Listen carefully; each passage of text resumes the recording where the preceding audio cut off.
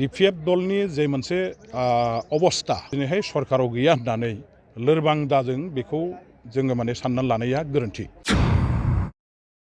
जे इउपिपिएल दल सरकारा फैनायनि उनाव ओनसोलाव जेबो डेभेलपमेन्टनि बिथांमोनहा नेरसोन नुनाय जायाखै। दैदेनगिरि रायजो राजाफ्रा इउपिपिएल दलखौ गारनानै बिपिएफ हानजायावहाय दिनै बारसोमफैनानै बिपिएफ दलखौनो शक्तिशालि खालामफिननानै बिपिएफ दलखौनो आखौ सरकाराव लाबोफिननायनि मोनसे माने लामा नागिरबाय थानायखौ जों नुनो मोनदों।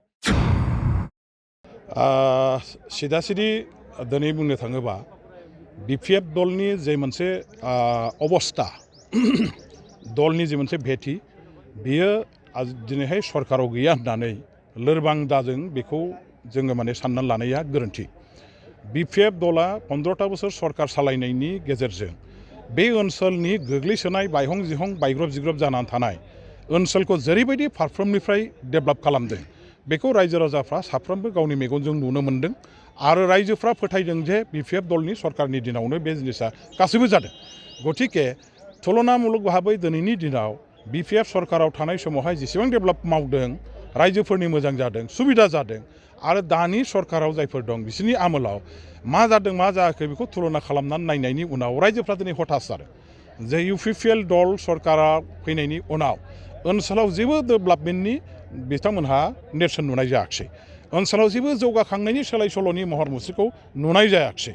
जे आसा भरसाजों इउपिपिएलखौ सरकाराव लाबोनाय जादोंमोन बे आसा भरसाया रायजोफोरनि फोथायनाया दिनै थारला थुरला जोबस्रांदों आरो फोथायनाय मोनसे फैदों मा जे हाग्रामा महिलारिनि आखाइजों नङाबा बिटिसि ओनसोलाव जौगाखांनायनि हाबा मावनांगौआ सम्भब नङा जाफुंनाय नङा आरो बेखायनो दिनैहाय इउपिपिएलखौ जायफ्रा भट होनानै थांनाय बाराव परिबर्तननि नामाव मोनसे आबेगिक भाबै बिथांमोनखौ भट होनानै सरकाराव लाबोदोंमोन दिनैहाय जेबो जाथारिखौ बा इयुनावबो जागोनखौ नुहुरैलाय बेबायदि दैदेनगिरि रायजो राजाफ्रा इउपिपिएल दलखौ गारनानै बिपिएफ हानजायावहाय दिनै बारसोमफैनानै बिपिएफ दलखौनो शक्तिशालि खालामफिननानै बिपिएफ दलखौनो आखौ सरकाराव लाबोफिननायनि मोनसे माने लामा नागिरबाय थानायखौ जों नुनो मोनदों।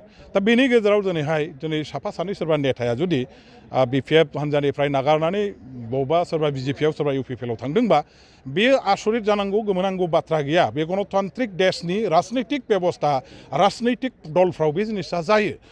कंग्रेसनिया बिजेपिआव थांनाय दिनै नोंथांमोनहा थांनाय एसेम्ब्लियाव नुबाय जे मरियनि एमएलए बबेबा थावरानि एमएलए कंग्रेसमोन बिथांमोनहा बबेबा माबानि भबानिपुरनि एमएलए इउडिएफनिमोन सासे स्टिं एमएलए मैया दाख्लैसो देरहाखानाय बे लिडारफ्रानो दिनैहाय जुदि गारनानै गावनि हान्जाखौ गारनानै दिनै बिजेपिआव बारस्लायनानै बिजेपिनि एमएलए जाहैनो हायोबा बिपिएफनि सोरबा साफा सानै नेताया बहाबा थांनायखौ बे जाफेरै घटना होननानै बाव गोमोनांगौनि खुनु गोनांथि गैया। रायजो राजाफ्रा जेराव हाजार हाजार लाख लाख दाबो दंबाय थायो आरो बांसिनै फैनायनि मोनसे लामायाव दंबाय थायो। बेवहाय साफा सानै नेता थांनायनि दारैहाय दला जेब्लाबो खहा जाया। गोदोबो थांनाय फैनाया जादों दाबो जागोन इयुनावबो जाबाय थागोन खिन्थु रायजोफ्रा जेराव दलद दं थिगैनो दं बे नेताफोरनि दारैहाय दलाव जेबो खहा फैया। दिनै आं बे खोथाखौनो स्पष्ट भाबै रायजोफोरनो मेसेज हिसाबै माने होनाय जाबाय। राजनितियाव प्रपागान्डायाबो मोनसे बिराद गिदिर माने आगजु। बिरोधी दलनि गोहो बोलोखौ गोसोनि बोलोखौ रायजोफोरनि गोसोनि बोलोखौ लोरबां थोरबां खालामनायनि थाखाय राजनितियाव बेबायदि माखासे उरा बाथरि जायखौ माने बाराव माने हगारनाय जायो मोनसे प्रपागान्डा हिसाबै बेबायदि प्रपागान्डा हगारनायनि नामावनो प्रमद बर'नि खुगानिफ्राय हयथ' बेफोर बाथ्राफ्रा ओंखारदों। बेबायदि दले बले लिडारफोर बबेबा हानजायाव बबेबा हानजानिफ्राय थांनाय बेबायदि जाया। साफा सानै नेताफ्रा सोरबा थांनो हागौ सोरबा फैनो हागौ खिन्थु दले बले लिडारफोर थांगोन मागोन होननाय बाथ्राया बे खोनासंथाव जाथावथाव बाथ्रा नङा आरो फोथायजाथावथाव बाथ्राबो नङा। बेबायदि घटना जेबो जायाखै जानायबो नङा जानायनि खुनु बे रोखोम माने सिन्थमबो गैया।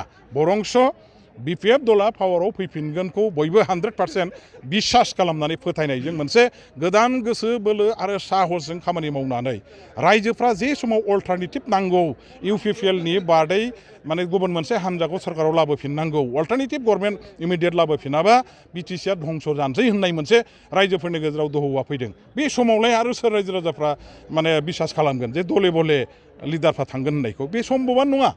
दिनै बिटिसिनि जोबस्रांनो नागिरनाय दुर्जग गासैबो खमथानि माने सिंस' जानो नागिरनायखौ नायनानै मोनखानाय गोहो बोलो गासैबो माने साफा लाथिख' जाजोबलांनो नागिरनायखौ नुनानै बिटिसि क'क्राझारनिफ्राय गासैबो खमथाया दिसपुराव थांफिनजोबनो नागिरनायखौ नायनानै रायजोफ्रा मोनसे गिखांनाय फैदों जे जोंनि थैजों जोनोम होनाय हाजार हाजार लाख लाख रायजोफोरनि सेक्रिफाइसनि गेजेरजों मोनखानाय बिटिसिनि खमथायाबो जुदि दिनैहाय जोंनि आखाइनिफ्राय क'क्राझारनिफ्राय गलांनानै बबेबा दिसपुराव थांफिनजोबनांगौबा जोंनि बिटिसिया थानायजों थायैजों आरो मा पार्थक्य दंबावो दा गतिके बिटिसिखौ जोबस्रांहोनो हाया आरो जायफोरनि दारै बिटिसिनि खमथाफ्रा बे एरेन्जमेन्ट हिसाबै बिटिसिया जोबस्रांनो थांगासिनो दङ बेबायदि मानसिफोरनि आखाइनिफ्राय दिनैहाय बिटिसि रैखा खालामग्रा बिटिसि जोनोम होग्रा बिपिएफ हान्जानि आखायाव बिटिसिखौ गथायफिनाबा जोंहा खुनु उफाय गैला रैखा गैला होननानै रायजो राजाफ्रा मोनसे माने सांग्रां जादों आरो गिनायजों दिनैहाय बिनिफ्राय बारग'नायनि मोनसे राहा नागिरनानै बिपिएफखौनो सरकाराव लाबोफिननो थाखाय साखाफारा जाबाय बेखौ खिन्थु बयबो मिथिनानै लानाया दरखार दं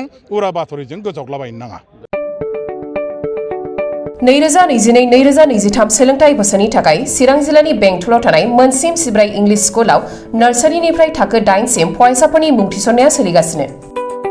बे फरायसालियाव हौवासा आरो हिन्जावसाफोरनि आलादायै थानायनि राहानि थाखाय हस्टेलनि खाबु दङ। गोजौ सोलोंथाइ लानाय रोंगौथि गोनां आरो मोजां फोरोंथाइ मोननाय फोरोंगिरिफोरनि गेजेरजों बे स्कुलाव फरायसाफोरनो सोलोंथाइ होनाय जायो। Computer and Science Laboratory, Games and Sports, Physical Education, Smart Class, Art and Music Class, Coaching आरो टिउसननि खाबुखौ बे स्कुलाव मोननो हागोन। गोग्गो आरो गुन गोनां सोलोंथाइ मोनहोनायनि थाखाय मोनसिम सिब्राय इंलिश स्कुलाव मुं थिसननायनि खाबुखौ लादो। आबुङै मिथिनो थाखाय 99548 52542 94357 59226 आरो 60018 99387 मबाइल नाम्बाराव फोनांजाब खालामनो हागोन।